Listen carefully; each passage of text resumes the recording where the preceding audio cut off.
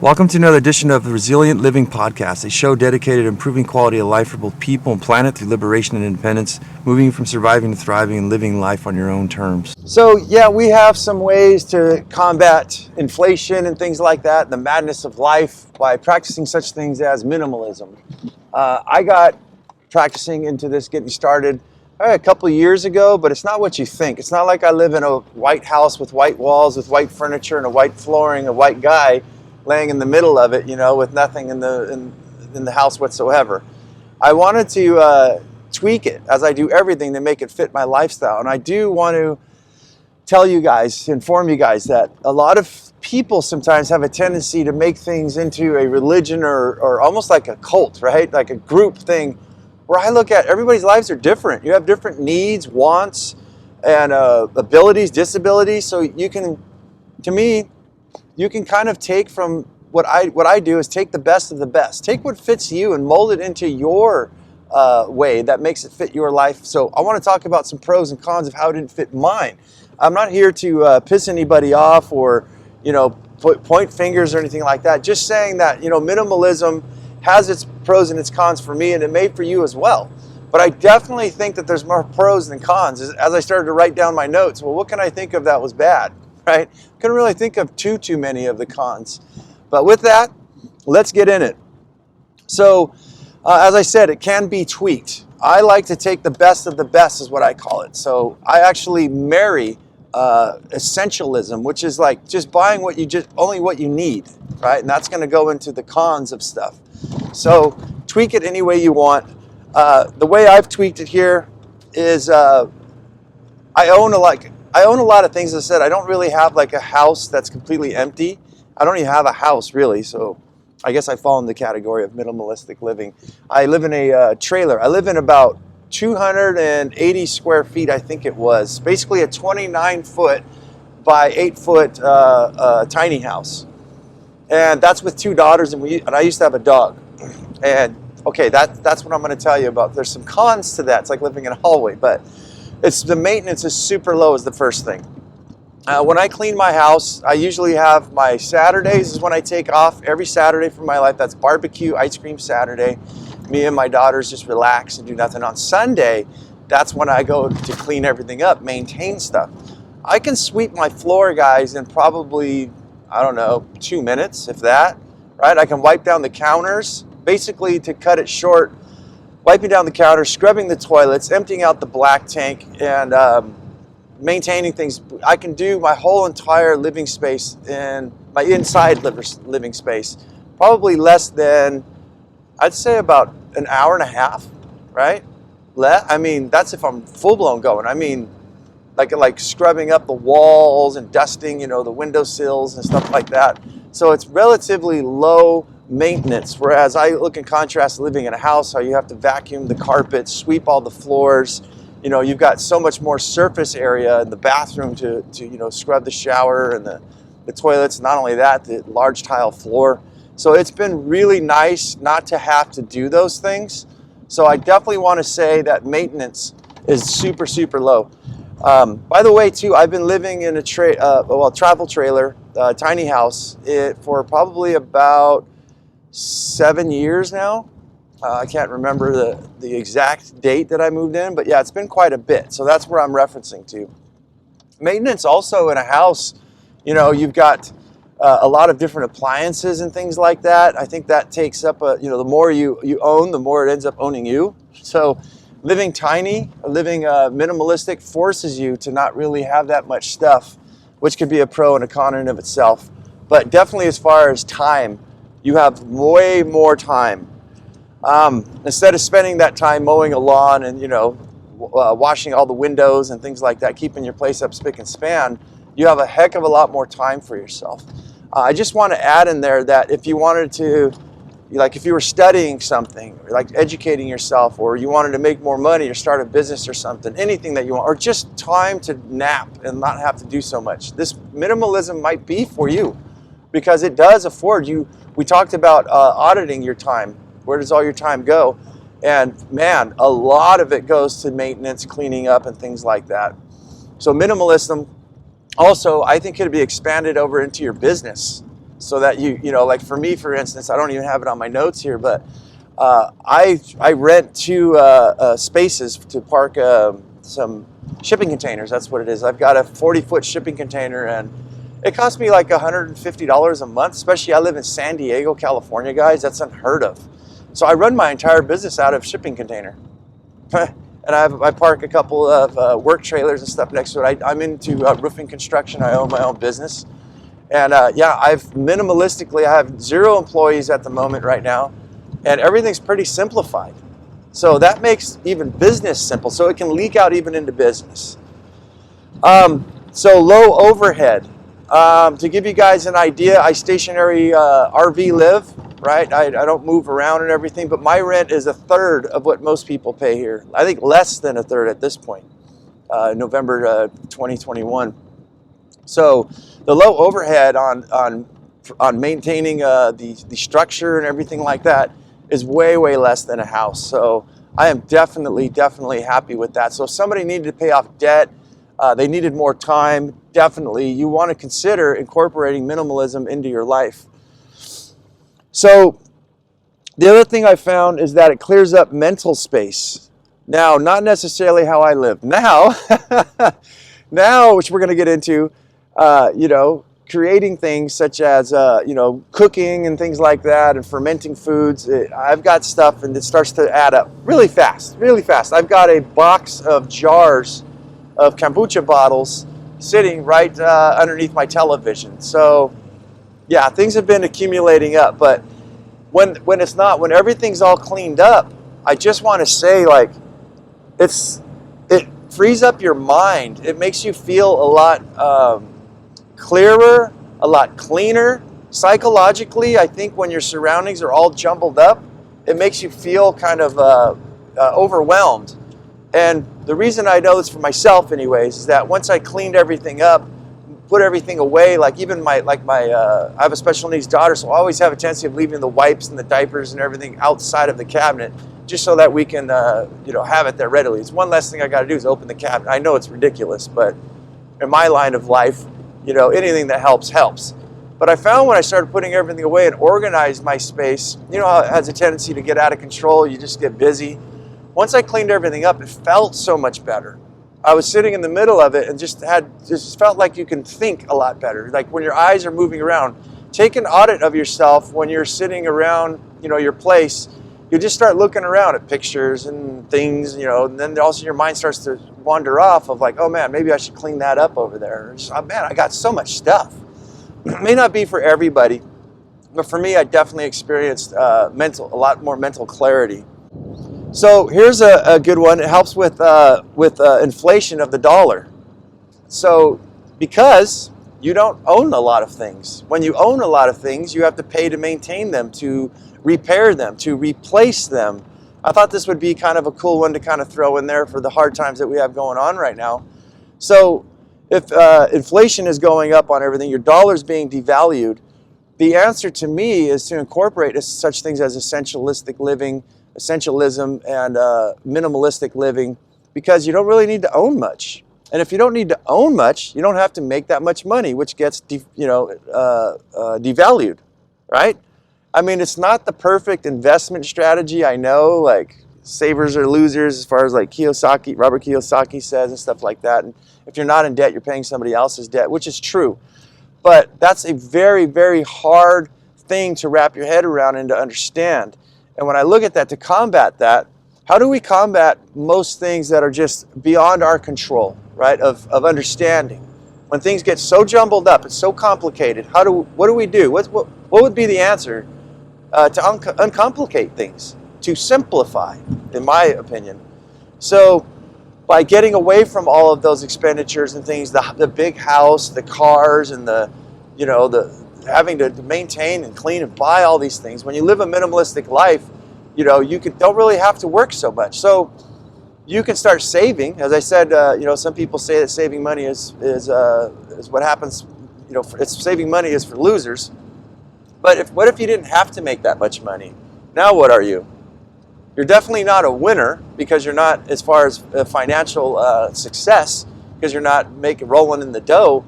but you're also not having to roll out a bed and make a lot of money because your necessities and you've designed your life to where you don't need that much. Now you're able to maybe think about all these complications in life and all these things that are jumbling up your head, and you can take that time to understand them.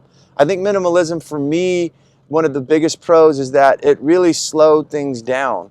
So I didn't really have much to do, so I was able to sit and think about what do I want to do? And I figured out I wanted to start some new businesses. I wanted to do some new things. I'm bored. So that by living minimalistic, it gave me that time and afforded me to be able to think up ways of what can I do. It gives me the time to be able to go, oh, okay, how am I going to design, how am I going to come up with a plan? Instead of being jumbled up and working so hard when we have lots of things, notice we don't have a lot of time. So the other thing it afforded me too is a safety net to be able to invest into new businesses. Because if I invested, which believe me guys, I've invested like $20,000 into a business last year, and if everything falls apart, I still have my minimalistic living here. It doesn't really hurt me. It affords me the time, for one, to think and to operate and figure out how I can get a new business off the ground. It also gives me working capital. I can save a lot of that money that I'd otherwise pay on other things, such as having the fancy car, the house, and all that, where I can start investing in the things I actually want to do. So I think it's very powerful for individuals to consider incorporating that into their life. And again, design it the way you want it, the way you like it. I'd imagine we'd probably get a lot of questions on that last detail I just put out there. But yeah, guys, it is true. It gives you freedom. It gives you the energy to be able to put yourself into other things. All right, so now that we talked about how great it all is, let's talk about some cons. And I don't really have that many cons. I was trying to write them down, but we got to keep this show down to a minimum of 20 minutes here for our space and time. Part of me while I'm driving, that background noise is my vehicle, and I've got people cutting me off and going crazy over here. This is madness. So, yeah, you know what? It's not conducive to productive, sustainable living. At first, I put it's not conducive to sustainable living. Now, when we define sustainable living, I look at, yes, it is to sustainable living because you're not having to utilize so much money for, like, say, air conditioning and heating and things like that. So your carbon footprint is a lot lower. You don't need to buy a whole bunch of stuff. Yes, it contributes to those type of things. But when you are sustainably living, as we say, what does somebody sustainable, resilient living, what does it look like? Well, you start moving from a consumer to a producer of your life. Well, what happens when, as I said with the kombucha, when you start brewing your own kombucha, next thing you know, you got bottles everywhere. And when you live in 280 square feet, especially with other people, it's like living in a hallway. So my kombucha's in the hallway with me. My kimchi is in the hallway with me. You know? So there's not a lot of counter space and things like that. So that's where I look at, if you're living, producing things for yourself, you know, if you're like growing your own food, you're going to need some tools, right? You're going to need a shovel, a hoe, some knives, and you know, some burlap and all kinds of different things. Where do you store these things? That's kind of like my question for people who live minimalistic. Like, do you guys fix anything, right? Are you like repairing things that or maybe you don't own that much stuff at all, where it's just like a bicycle. But even then, your bicycle, you would need a couple tools, but I guess you would need the minimalist amount of tools because a bicycle doesn't have a motor. So, but if you're going to fix like your electrical systems, your drywall, or you're in like a business like me where you're in construction, you got to have a place to put all those tools. And to me, and again, this is just my opinion, is that as you develop in life, whether you're a man, mostly men, I guess, but women as well, you start to be able to maintain and fix things and make a living off things like that, you know, like being able to provide services to other people. But for the main part, if you have a car or things like that, a computer, whatever it is, your window breaks, even if you're minimalistic living, your roof's going to leak at some point. But I guess what they do is they save money and they pay somebody else to do the work for them. But if you're doing things, you're a do-it-yourselfer, it makes it very difficult to not to live that way. Because as I said, it takes thousands and thousands of dollars. Guys, I probably have about $30,000 to $40,000 worth of tools I've accumulated in my lifetime. I'm in my mid-40s, but I know how to fix my truck. I know how to fix roofs, plumbing, electrical, all kinds of different things, but it takes time to acquire those tools. You don't want to just go buy them, and I guess you can rent them. There's some places where you can rent like a power drill and stuff like that. So, and then just, if you're not really into fixing things, I guess. So if basically the way I look at it is, if you have an internet business or something that you're doing, or you work from home and you never have to physically touch any physical goods, minimalism would work probably fantastic for you. But for someone like me, a fixer, it ain't gonna work. Well, it works if I fashion it into my own type of system, if I tweak it. All right, so it's hard to do if you're not living alone. That's the last thing I have on my notes right here. So if you're in, I think that it could even, well, let's finish with that first. I want to say how it changes how people think of you, which you shouldn't care what people think of you, but it definitely changes. So when you have children who like to leave the toilet seat up and not flush the toilet, it gets really, really gross. Girls, I thought girls were supposed to be clean. No, they're just as dirty as boys. But anyways, I love my kids. But yeah, living with them in the when you're trying to cook and clean and they're walking by you, again, I said it's like living in a hallway.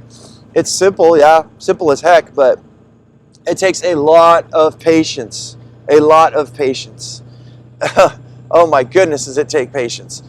It's easier to spot things, when things are dirty and maintain things. But one of the things is when you really want to start cooking, like I do. I try to cook all home cooked meals, and there's not a lot of counter space. So I end up using my chest freezer as a tabletop, to put my air fryer and my pressure cookers and stuff on. And there's not a lot of room to deal with. You can put people in that mix, and it's like everybody better be sitting down. Excuse me, doing something, because everybody does everything at once, it's just not going to work, especially living in that small of a space. So again, you can tweak things out and stuff like that, I think, to make it fit, where to me, I would say minimalistic living could be where you live in probably like a house that's about 800 square feet would probably be more ideal. If I had to do things over again, or if I could have my choice, that's where I'm actually moving towards, is 280 square feet is not a lot of space. We need to expand that. I would say probably the perfect area would be around 800 square feet, which is still not big. You think in contrast to most people, they're living, Americans, by the way, I know we got listeners from all over different parts of the world, but average, I think it's like 2,200 square feet. We're less than half of we're living in their 2-car garage, basically, or their 3-car garage. So I think that would be ideal for me. The last thing I think that I would like to talk about is like how people think different of you. I live way below my wage, meaning Dave Ramsey is one of the guys I used to listen to, and he says, act your wage. I say act below your wage, meaning act below the money that you earn. So I live very, very, I look like I'm poor. I look really poor, guys. I look really bad, I think, to people. I do not invest in aesthetics. I invest in functionality. I have no problems with it.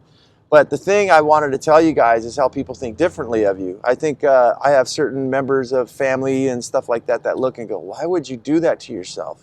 In fact, why would you do that to your children, right? And when I look at this, yes, other people's children have their own bedrooms and things like that, which we kind of technically do. But when it's time to go out and do things with my kids, we sacrifice basically like having a house to eating sushi almost whenever we want, right? Not like every single day, but we'll go out once a month and we'll blow like $180. Sometimes we go twice a month if we wanted to. But we also replace the cost of living in an expensive house and not having our own really totally private enclosed bedrooms to being able to eat completely organic. Everything. How do you afford to eat organic? People tell that's expensive. Not when your overhead's super low. I choose to spend my money on functionality, not aesthetics. But I noticed when my oldest daughter's friends would get dropped off or she'd get picked up, the parents would look, and like I even had one ask me, do you guys need any money? You're taking my daughter on this trip with you guys, to go camping with her. do you need some money for food for her? I'm like, no, we got everything.